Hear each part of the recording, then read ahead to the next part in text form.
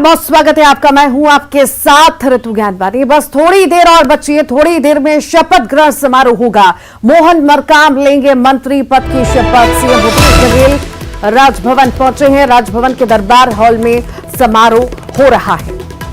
तो मोहन मरकाम कुछ ही देर में मंत्री पद की शपथ लेंगे। ये बड़ी खबर इस वक्त आपको बता रहे हैं। सीएम भूपेश बघेल राजभवन पहुंच चुके हैं। राजभवन के दरबार हॉल में समारोह हो रहा है। मुख्यमंत्री भूपेश बघेल पहुंच चुके हैं। थोड़ी देर में शपथ ग्रहण समारोह होगा।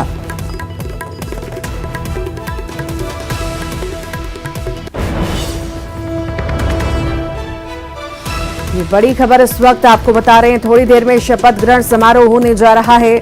मुख्यमंत्री भूपेश बघेल पहुंच चुके हैं। मोहन मरकाम मंत्री पद की शपथ लेंगे। थोड़ी ही देर में सीएम भूपेश बघेल राजभवन पहुंच चुके हैं। बता दें आपको, राजभवन के दरबार हॉल में ये समारोह होने जा रहा है।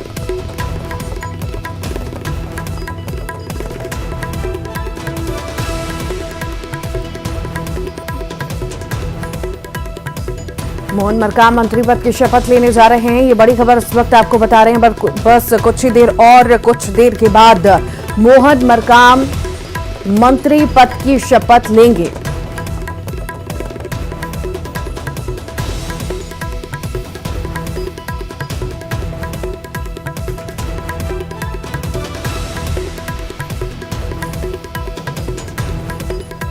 थोड़ी देर में शपथ ग्रहण समारोह होने जा रहा है।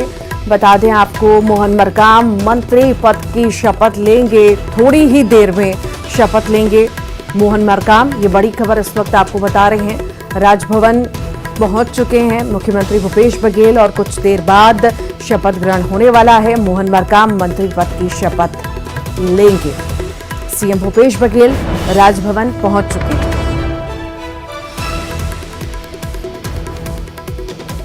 थोड़ी देर में शपथ ग्रहण समारोह होगा। ये बड़ी खबर इस वक्त आपको बता रहे हैं। मोहन मरकाम मंत्री पद की शपथ लेंगे।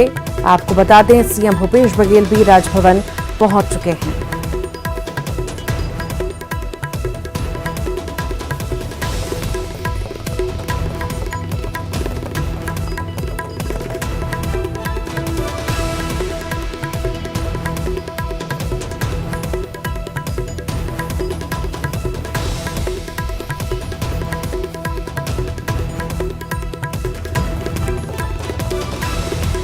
तो कुछ ही देर में शपथ ग्रहण समारोह होने जा रहा है। मुख्यमंत्री पहुंच चुके हैं राजभवन।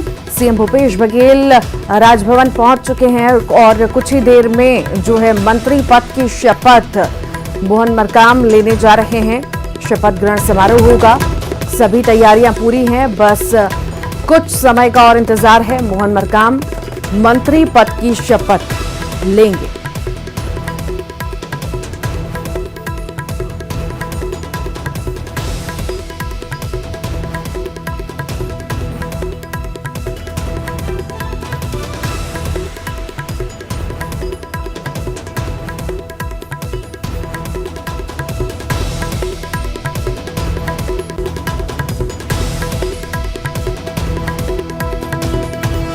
तो थोड़ी देर में शपथ ग्रहण समारोह होने जा रहा है। मोहन मरकाम मंत्री पद की शपथ लेने जा रहे हैं। आपको बता दें, ये बड़ी खबर।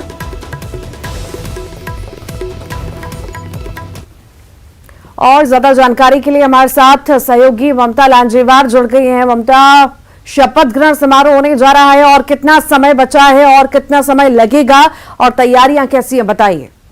बिल्कुल, देखिए, मुख्यमंत्री भूपेश बघेल पहुंच चुके हैं, राज्यपाल पहुंच चुके हैं और अभी राष्ट्रगान शुरू होगा और उसके बाद ये देखिए राष्ट्रगान शुरू है। और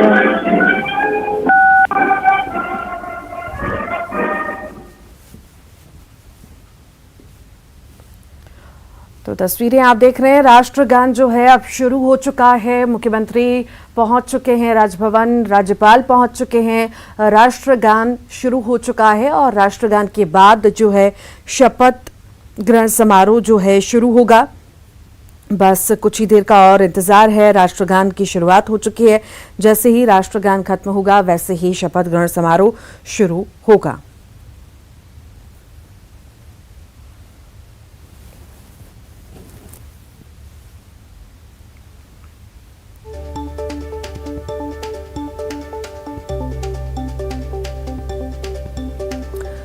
तो पीसीसी चीफ के पद से हटाए गए मोहन मरकाम अब कुछ ही देर में राजभवन में मंत्री पद की शपथ लेने जा रहे हैं। ममता लांजीवार हमारे साथ लगातार जुड़ी हुई हैं। ममता, अब मोहन मरकाम कुछ ही देर में शपथ लेंगे, आखिर कितना और समय बचा है, कितनी तैयारियां हैं, कौन कौन पहुंच चुका है, बताइए।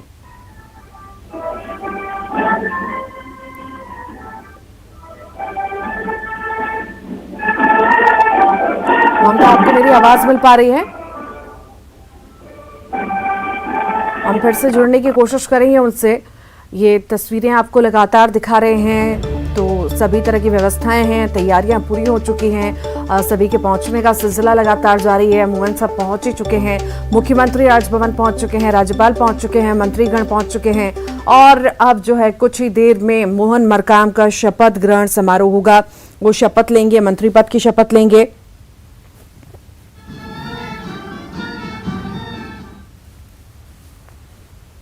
तो पीसीसी चीफ के पद से हटाए गए मोहन मरकाम अब कुछ ही देर में मंत्री पद की शपथ लेने जा रहे हैं। थोड़ी देर में शपथ ग्रहण समारोह होगा। ये तस्वीरें आप देख रहे हैं, राष्ट्रगान जो है चल रहा है और बस जैसे ही राष्ट्रगान खत्म होगा शपथ ग्रहण समारोह शुरू हो जाएगा। राज्यपाल पहुंच चुके हैं, मुख्यमंत्री पहुंच चुके हैं, साथ ही साथ और मंत्रीगण भी पहुंच चुके हैं। बस कुछ ही देर का और इंतजार है, उसके बाद मोहन मरकाम मंत्री पद की शपथ लेंगे।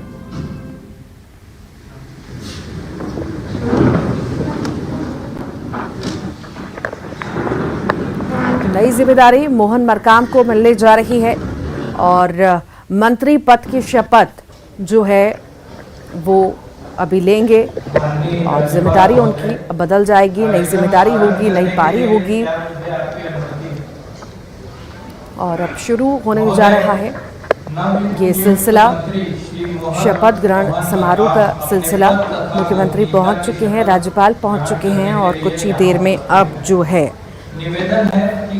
शपथ ग्रहण समारोह होगा।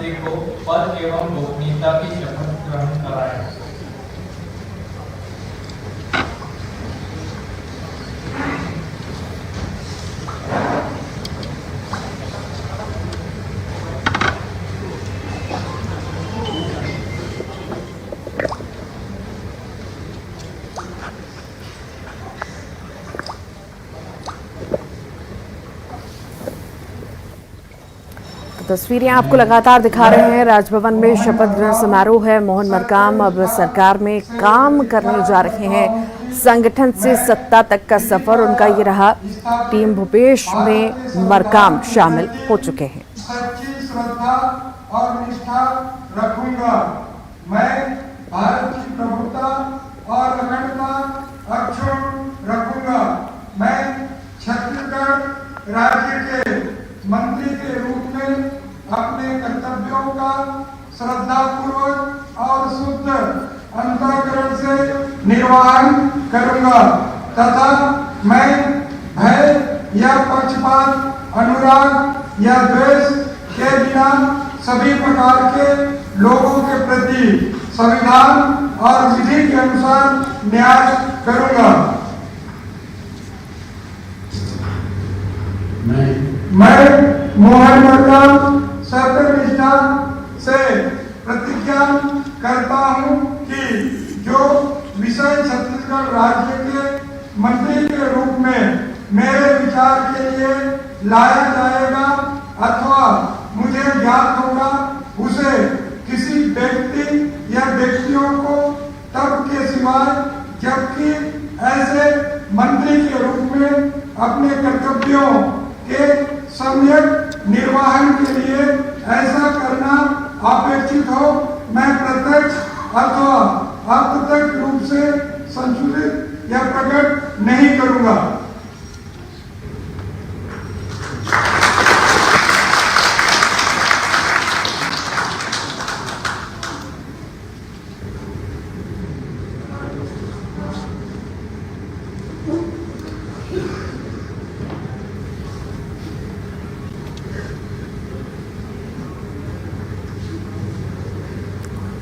तो शपथ ग्रहण समारोह शुरू हो चुका है, एक के बाद एक जो है बोलने का सिलसिला भी शुरू हो चुका है। राज्यपाल को भी आप सुन रहे थे।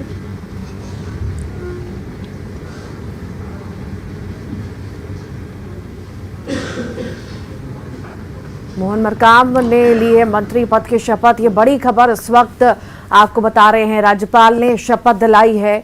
ये बड़ी खबर इस वक्त आपको बता रहे हैं, मोहन मरकाम ने मंत्री पद की शपथ ले ली है। अभी राज्यपाल ने शपथ दिलाई है मोहन मरकाम को। मोहन मरकाम ने मंत्री पद की शपथ ली है। ये बड़ी खबर इस वक्त आपको बता रहे हैं, मोहन मरकाम ने मंत्री पद की शपथ ली है।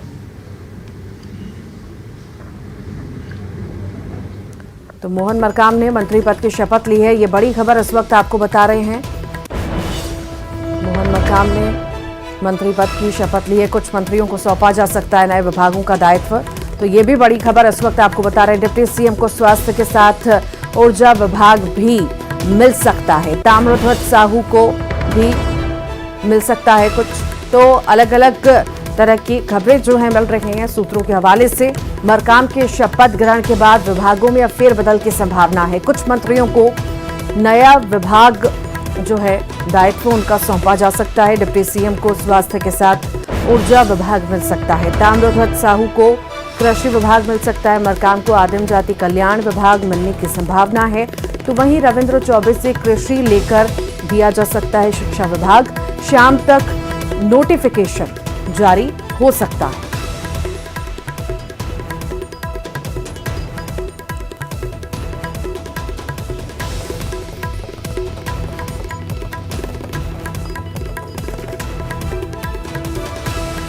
तो मरकाम के शपथ ग्रहण के बाद विभागों में फेरबदल की संभावना जो है जताई जा रही है। कुछ मंत्रियों को नए विभागों का दायित्व सौंपा जा सकता है। तो वहीं डिप्टी सीएम को स्वास्थ्य विभाग के साथ ऊर्जा विभाग मिल सकता है और ताम्रध्वज साहू को कृषि विभाग मिल सकता है। मरकाम को आदिम जाति कल्याण विभाग मिलने की संभावना है।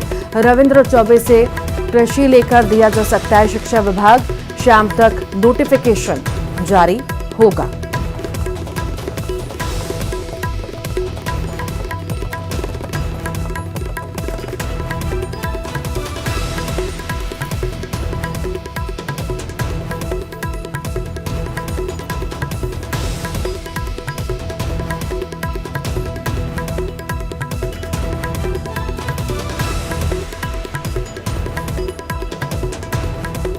सूत्रों के हवाले से ये बड़ी खबर इस वक्त आपको बता रहे हैं। मरकाम के शपथ ग्रहण के बाद विभागों में फेरबदल की संभावना जताई जा रही है। अभी शपथ ग्रहण समारोह हुआ है, अब जल्द जो है विभागों में फेरबदल होने की संभावना भी है। कुछ मंत्रियों को नए विभागों का दायित्व सौंपा जा सकता है और उसी की तैयारी में है। शाम तक नोटिफिकेशन भी जारी हो सकता है। तो विभागों में फेरबदल हो सकता है। कुछ मंत्रियों को नए विभाग का दायित्व सौंपा जा सकता है।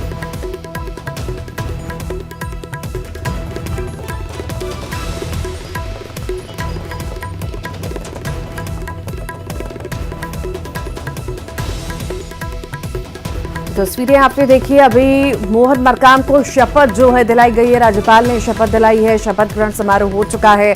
अब जो है चर्चा होगी, मंथन होगा और मंथन ये होगा विभागों पर, विभागों में फेरबदल पर और ऐसा ही मंथन चलता रहेगा विभागों में फेरबदल का। कुछ मंत्रियों को विभागों का दायित्व भी सौंपा जा सकता है और इसी को लेकर के शाम को नोटिफिकेशन भी जारी हो सकता है। तो किसको कौन सा भार मिलेगा, कौन सा मंत्री पद मिलेगा, वो पता चलेगा शाम तक। नोटिफिकेशन जारी होगा और विभागों में फेरबदल की संभावना भी जताई जा रही है। ये बड़ी खबर है कि विभागों में फेरबदल होगा तो कुछ मंत्रियों को नए विभागों का दायित्व सौंपा जा सकता है।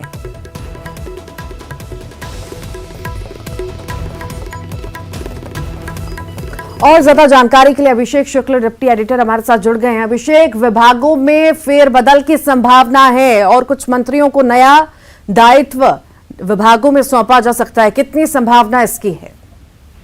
बिल्कुल, देखिए फेरबदल की पूरी संभावनाएं हैं क्योंकि एक नए मंत्री पूरे 4.5 साल 5 साल में पहली बार मंत्रिमंडल में एक नए मंत्री की एंट्री हुई है। और मोहन मरकाम को क्योंकि एक मंत्रालय देना, एक विभाग देना है, प्रेम साय इस्तीफा दे चुके हैं, उनका स्वीकार हो चुका है, तो उनका विभाग किसी को डिस्ट्रीब्यूट करना है तो रिशफलिंग हो सकती है। कई अलग अलग विभाग जो है वो मंत्रियों के फेरबदल कर सकते हैं। मोहन मरकाम को जहां शिक्षा या आदिवासी दिया जा सकता है, वही रविंद्र चौबे को भी, क्योंकि माना जा रहा है कि शिक्षा विभाग दिया जा सकता है। ताम्रध्वज साहू को कृषि दिया जा सकता है। ये सब अभी संभावनाएं हैं, चाहे कयास चल रही हैं, लेकिन फेरबदल तय है कि कई मंत्रियों के विभागों में फेरबदल यहाँ पर होगा। और क्योंकि अब 2 महीने बाद सरकार जारी है चुनाव में, तो मुख्यमंत्री चाहेंगे कि इस फेरबदल का पॉजिटिव रिस्पांस, पॉजिटिव फायदा पूरी तरह से सरकार को मिले और जनता में भी अच्छा मैसेज जाए, इसलिए ये कोशिश होगी। जी, अभी तक कयास अभिषेक लगाए जा रहे थे कि हो सकता था कि शिक्षा विभाग जो है मोहन मरकाम को दिया जाए, पर ऐसा कुछ पक्की खबर नहीं है, और कोई विभाग भी मिल सकता है। बिल्कुल, देखिए शिक्षा मंत्री ने इस्तीफा दिया था, इसलिए ये बात भी आ रही थी कि शिक्षा विभागों को सौंपा जा सकता है। लेकिन अब जो खबरें हैं कि रिशफलिंग हो सकती है और भी कई लोगों के विभाग में, क्योंकि डिप्टी सीएम जो टी.एस. सिंहदेव हैं, पहले उनके पास पंचायत नहीं है, तो उनको अतिरिक्त कुछ विभाग दिया जा सकता है उनके कद को देखते हुए। तो इसीलिए माना जा रहा है कि और भी कई विभागों में फेरबदल मुख्यमंत्री कर सकते हैं। अभिषेक, देखिए समय बहुत कम बचा है चुनाव में, और जिस तरह से इतना बड़ा फेरबदल किया जा रहा है और जो मंत्री पद हैं वो बदले जा रहे हैं, आखिर इससे कितना प्रभाव पड़ेगा? क्योंकि जो पहले से ही संभाल रहे थे अपना विभाग और फिर दूसरे को सौंप दिया जाएगा तो वो समझेंगे, करेंगे, तब तक तो दूसरे चुनाव आ जाएंगे। देखिए, चुनाव समय भले कम है, लेकिन एक पॉजिटिव मैसेज जाता है। सियासत में ऐसा माना जाता है रिशफलिंग का, इसीलिए सरकारें रिशफलिंग करते रही हैं, नए चेहरों को या विभागों में फेरबदल करते रही हैं। और ये एक मुफीद मौका सरकार के पास होगा कि एक नए मंत्री की एंट्री हो रही है, तो बाकी के विभागों में भी रीशफलिंग की जाए। इससे एक ताजगी भी फील होती है सरकार में, और बहुत से मैसेज भी पब्लिक में जाते हैं। और मुख्यमंत्री भी कल कह रहे थे कि इसका पॉजिटिव फायदा उनको मिलेगा, रिस्पांस मिलेगा। तो सियासत में इसका नफा नुकसान सोचकर ही इस प्रकार के फेरबदल किए जाते हैं। तो सरकार कम से कम मान के चल रही है कि उसको इसका फायदा मिलेगा। जी जी, नफा नुकसान देख करके ये बदलाव जो है किए जाते हैं। पर कहीं ना कहीं अभिषेक, इस तरह से भी हम ये पूरे घटनाक्रम को देख सकते हैं कि कांग्रेस नहीं चाहती कि किसी में भी नाराजगी रहे, हर किसी वर्ग को संतुष्ट करना अपने मंत्रिमंडल में चाहती है। बिल्कुल, ये कोशिशें होती हैं क्योंकि बहुत जल्द 2 महीने में चुनाव में जा रही है पार्टी, सरकार, और ऐसे में कोई भी नहीं चाहेगा कि किसी को किसी प्रकार की नाराजगी हो, क्योंकि अगर कहीं खटपट या नाराजगी होती है तो उसका नुकसान, उसका असर परिणामों पर दिखता है। इसलिए पूरी कोशिश यहाँ पर है कि ऐसी किसी प्रकार की कोई दिक्कत ना हो और जो आम सरकार को पॉजिटिव रिस्पांस मिले इस प्रकार के फेरबदल का। और यही वजह है कि ऐसी रिशफलिंग कोई पहली बार नहीं, पहले भी होते रही है। तो मकसद यही होता है कि इसके जरिए एक नए चेहरे आते हैं जिनके खिलाफ कुछ जो एंटी इनकम्बेंसी जैसी चीजें होती हैं वो भी खत्म हो जाती हैं, विभाग बदल दिए जाते हैं, तो उसका भी असर पड़ता है जनता पे, कार्यकर्ताओं पे, लोगों पे। तो ये बहुत सारी चीजें सोचकर इस प्रकार उठाए जा रहे हैं और उम्मीद भी की जा रही है कि इसका फायदा जरूर मिलेगा। जी, बहुत बहुत शुक्रिया अभिषेक। भोपाल से बड़ी खबर की इस वक्त बात करेंगे। ऊर्जा विभाग की आज बड़ी बैठक है। सीएम शिवराज ने दोपहर 2:30 बजे ये मीटिंग बुलाई है। हटाए गए हैं आउटसोर्स कर्मचारियों से सीएम मुलाकात करेंगे। आउटसोर्स कर्मचारियों की दोबारा बहाली हो सकती है। आंदोलन के चलते ये हटाए गए थे। 1000 से ज्यादा कर्मचारी हटाए गए। कर्मचारियों की बहाली पर बड़ा फैसला हो सकता है।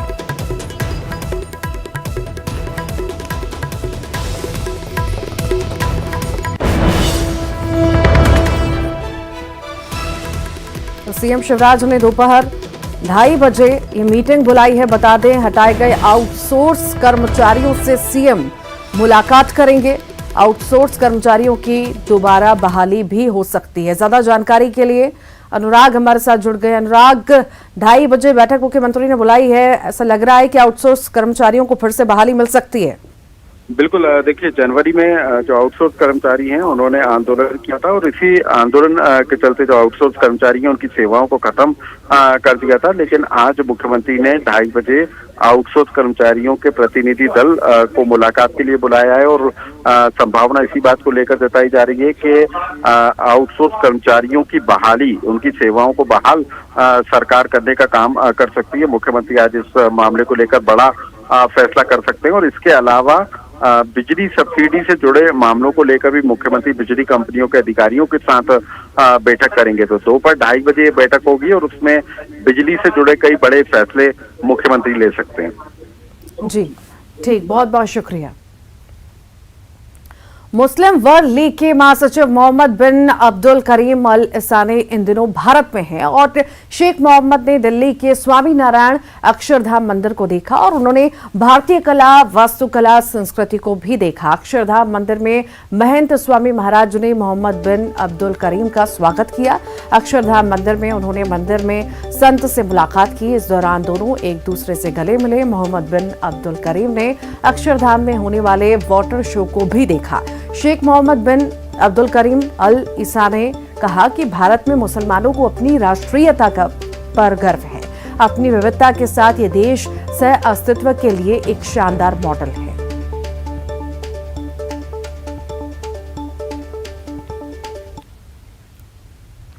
और इससे पहले बीते 6 जुलाई को यूएई के सहिष्णुता और सह अस्तित्व मंत्री महामहिम शेख नायान मुबारक अल नायान ने अपनी रॉयल मजलिस में बैठक की थी और अबू धाबी में बनने वाले बीएपीएस हिंदू मंदिर के स्वामी ब्रह्मविहारी दास से मुलाकात की थी और उनका जोरदार स्वागत भी किया था।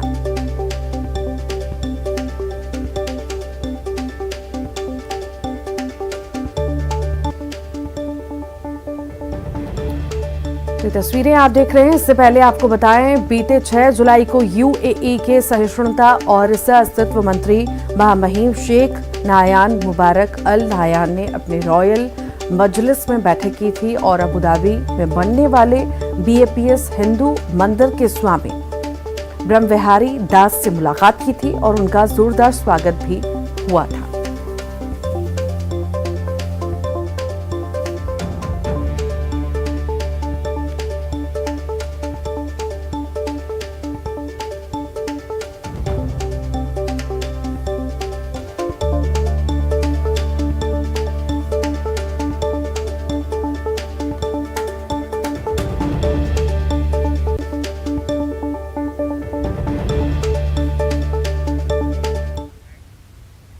पीएम मोदी 2 दिवसीय फ्रांस के दौरे पर हैं। इस दौरान उन्हें फ्रांस ने लीजन ऑफ ऑनर से सम्मानित किया है। ये सर्वोच्च फ्रांसीसी सम्मान है। ये पुरस्कार चुनिंदा प्रमुख नेताओं और प्रतिष्ठित हस्तियों को दिया गया है। इससे पहले फ्रांस के राष्ट्रपति मैक्रों ने पीएम मोदी के सम्मान में निजी रात्रि भोज का आयोजन किया था। पीएम मोदी ये सम्मान पाने वाले पहले भारतीय प्रधानमंत्री हैं। लीजन ऑफ ऑनर दुनिया भर के चुनिंदा प्रमुख नेताओं और प्रतिष्ठित हस्तियों को दिया गया है। इनमें दक्षिण अफ्रीका के पूर्व राष्ट्रपति नेल्सन मंडेला, वेल्स के तत्कालीन राजकुमार किंग चार्ल्स, जर्मनी के पूर्व चांसलर एंजेला मर्केल, संयुक्त राष्ट्र के पूर्व महासचिव बुट्रोस घाली समेत अन्य शामिल हैं। फ्रांस द्वारा पीएम मोदी को दिया जाने वाला ये सम्मान उन्हें विभिन्न देशों द्वारा दिए गए शीर्ष अंतर्राष्ट्रीय पुरस्कारों और सम्मानों की लिस्ट में शामिल हो गया है। इससे पहले पीएम मोदी को जून 2023 में मिस्र द्वारा ऑर्डर ऑफ द नाइल, मई 2023 में पापुआ न्यू गिनी द्वारा companion of the order of Logohu, मई 2023 में companion of the order of Fiji, मई 2023 में पलाऊ गणराज्य द्वारा एबाकल पुरस्कार से सम्मानित किया गया था। वहीं 2021 में भूटान के रुकू गयाल्पो, 2020 में अमेरिकी सरकार द्वारा लीजन ऑफ मेरिट, 2019 में बहरीन द्वारा king Hamad order of the renaissance, 2019 में मालदीव द्वारा order of the distinguished rule of Nishan दिया गया था। और इसी के साथ ही फिलहाल के लिए इतना ही।